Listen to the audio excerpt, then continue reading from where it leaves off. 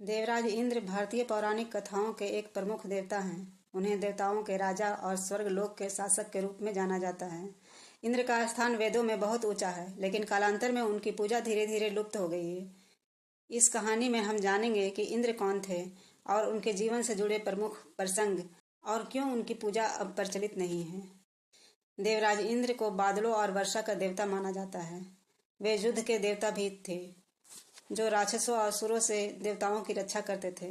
इंद्र के पास वज्र नामक दिव्य हथियार था, जो उनकी शक्ति का प्रतीक था। वे ऐरावत नामक सफेद हाथी पर सवार होते थे और उनके पास स्वर्ग की अपार संपत्ति थी।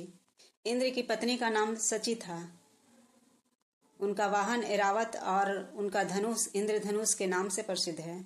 उनकी पूजा वैदिक काल में वर्षा और कृषि के लिए होती थी।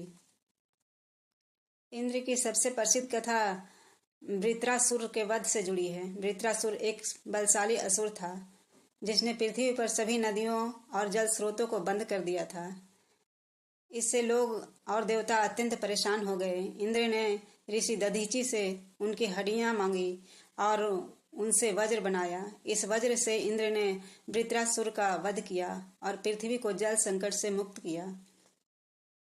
इंद्र को अपने साम्राज्य और शक्तियों पर बहुत घमंड था। एक बार इंद्र ने अपने अहंकार में आकर ऋषि दुर्वासा का अपमान कर दिया। दुर्वासा ने क्रोधित होकर इंद्र को श्राप दिया कि उनकी संपत्ति और स्वर्ग का वैभव नष्ट हो जाएगा।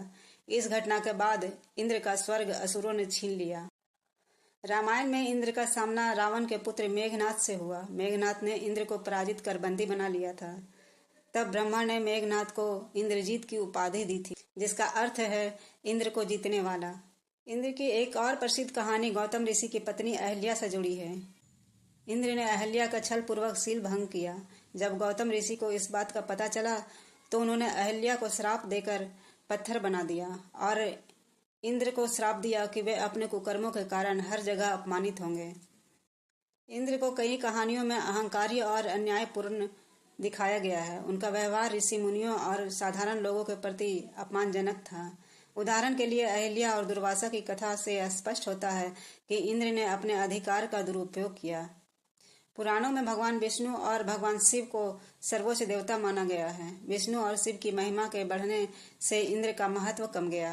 इंद्र देवता केवल स्वर्ग के राजा के रूप में ही सीमित हो गए हैं। इंद्र ने कई बार ऋषियों और तपस्वियों को परेशान किया। वे तपस्या करने वालों को विचलित करने के लिए अप्सराओं को भेजते थे। इससे ऋषि मुनि उनके विरोधी हो गए और इंद्र को श्राप देने लगे। वैदिक काल में इंद्र की पूजा होती थी, लेकिन उपनिषदों और पुराणों के समय में धार्मिक प्रथाओं में बदलाव आया। अब लोग मोक्ष प्राप्ति और आत्मा के शुद्धिकरण की ओर ध्यान देने लगे।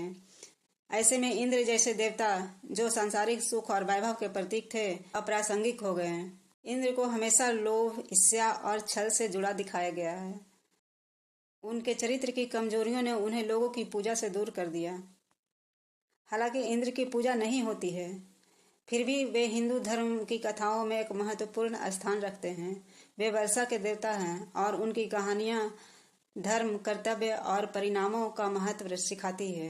देवराज इंद्र की कहानियां हमें यह बताती हैं कि अहंकार और अन्याय के कारण कोई भी व्यक्ति सम्मान खो सकता है, चाहे वह कितना ही बलशाली, शक्तिशाली क्यों न हो। इंद्र, जो देवताओं के राजा थे, अपने अहंकार और अन्यायपूर्ण कार्यों के कारण अपनी पूजा खो बैठे। उनकी कथा हमें सही मार्ग पर चलने और धर्म का पालन करने की प्रेरणा देती है। इंद्र की कहानी केवल पौराणिक कथा नहीं, बल्कि मानव जीवन के लिए एक गहरा संदेश है।